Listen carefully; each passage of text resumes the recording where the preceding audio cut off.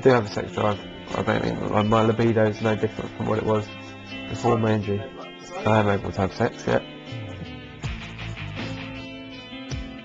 I had a spinal cord injury in 1999 when I ran into the sea and dived in and hit a sandbank. I was on holiday celebrating my debris result. The result of the injury is that I'm paralysed below the chest level.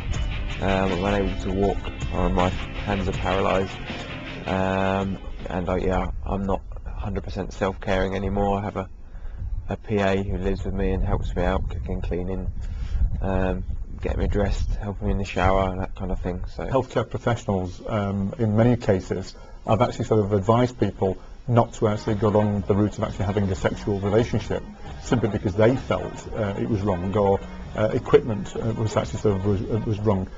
This is Naomi. She's 18 years old and has cerebral palsy. She works at the Warrington Disability Partnership and knows firsthand that disability and sexuality are rarely talked about.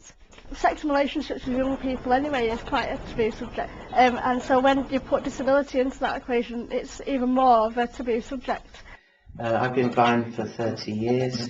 Seems to still be a kind of feeling around sexuality and disability don't go well together. The issue of sexuality amongst my colleagues who are disabled is a really important issue, because I think often it's been pushed underground, where for all sorts of reasons really, that people perhaps feel that disabled people are different from non-disabled people and don't necessarily have the same needs and desires as their peers, which of course is untrue.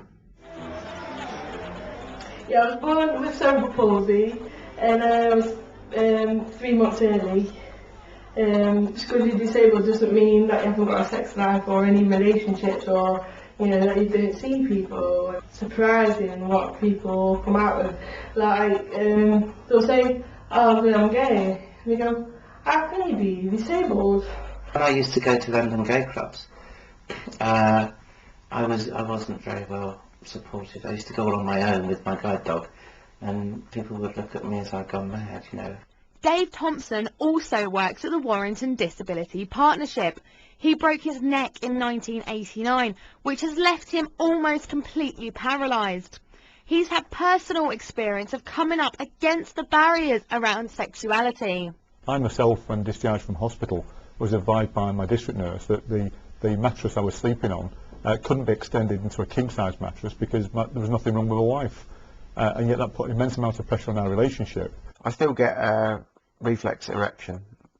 I can't get what's called a psychogenic erection, which is what most guys would get if they were watching a porno or something, which would be they think about it and so it happens. Mine's bottom up as opposed to top down, so if I'm stimulated physically, then I'll have an erection. Cerebral palsy is when the brain does not send signals to the body correctly. For Steph, this means she uses a wheelchair and requires help from her carers. Then I can't, like, move around that much. I kind of make up for it in other ways. So, there's ways and means. And I haven't had no complaints yet. So, yeah, as far as I know, everything's alright. It takes a little bit longer because for obvious reasons with getting on the bed and stuff. Not too long though, because not too long. I still have sensation below my level of injury because my spinal cord's not completely broken, and whilst it's not full sensation, it's still it's still great. It still feels good. Most guys would probably go down after they ejaculate. I can ejaculate, but I need to use a small piece of equipment to help me.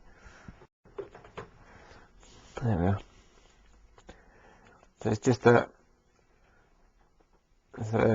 small device, vibrator. Just put the penis, would just sit on the end here, and then it's quite noisy. Oh, hello. It's designed for people of my level of injury, so that you don't have to press a button. You just turn it on and off like that. Quite brutal. You know, me going on top is a bit of a mission because I can't bear my weight completely. You know, I can't move my hips around. So the woman needs to be a lot more physically dominant, I suppose, in the act of having sex. But that's not to say, you know, it's not, sex can't be great. There's a lot more to it than, you know, doing it in 56 different positions and that kind of thing. Non-disabled people perhaps are rather disgusted by the notion that those of us who have a physical or sensory impairment might want to indulge ourselves in intimate relationships. And the other side of it, I think, is the idea that that disabled people may recreate themselves by being sexually active. I love children, I always have done, and yeah, I just think the time's right now. I know that I'm a strong person. I know my child will be open-minded, that's for sure, and I know I've got a lot of support. The Independent Living Centre in Warrington aims to supply everything needed to live an independent life. This is the only centre in England that includes sexuality as a need. In the early 1990s, I was very, very fortunate to be invited to do a European working party around disability. And we happened to fall upon a place called the Centre for Independent Living in Aarhus in Northern Jutland in Denmark. And it was a one-stop shop for information for disabled people. And as the doctors and nurses and physios were all looking at the latest ergonomic chairs and beds, I found a cupboard full of dildos and vibrators, and it was just unreal. We used to come back and do a small report and look at what projects we could replicate from what we saw. And it was interesting because the first report I did on sex and disability and suggested we have a project in Warrington. I had occupational therapists and doctors saying this is not needed, there's no issues, you know, so this is something that you should leave alone, Dave, you're not a healthcare professional. My job basically involves working with young people to teach them about disability awareness, and working with like the Primary Care Trust and Leonard Cheshire Disability. Leonard Cheshire have started kind of seeing like a gap in young disabled people being taught about sex and relationships. And how I'm getting involved in that is I'm also, with the going out to schools and colleges, also teaching other young people about sex and disability. I see the soundest way forward is to go for mainstream approaches. So, for example, advice and counselling services for young people should take as part of their remit the support of disabled young people. If it's the Brook Advisory or maybe a lesbian and gay organisation, they should equally take on board and not be surprised by having clients who may have a physical or sensory impairment. In the centre today, we've actually got wheelchairs, walking aids, walking frames, kitchen gadgets, beds, seating, you name it, we've got it around independent living. So at the end of the day, what they say in Denmark is that sex and disability is part of the holistic approach to care. And we've actually adopted that same philosophy here, and that's why we have our sex aid cupboard within the centre.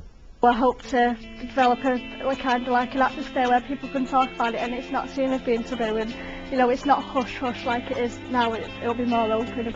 We're actually aiming to achieve the fact that we're actually sort of normalising sex and disability. It's natural and easy and can be spontaneous and can be exciting and yeah, it's not as different to sex prior to my injury. So don't be scared. We're not weird or strange. I mean, I can only talk from the point of view of a spinal cord injured male, but I'll say to the women out there that spinal cord injured men are probably a good catch.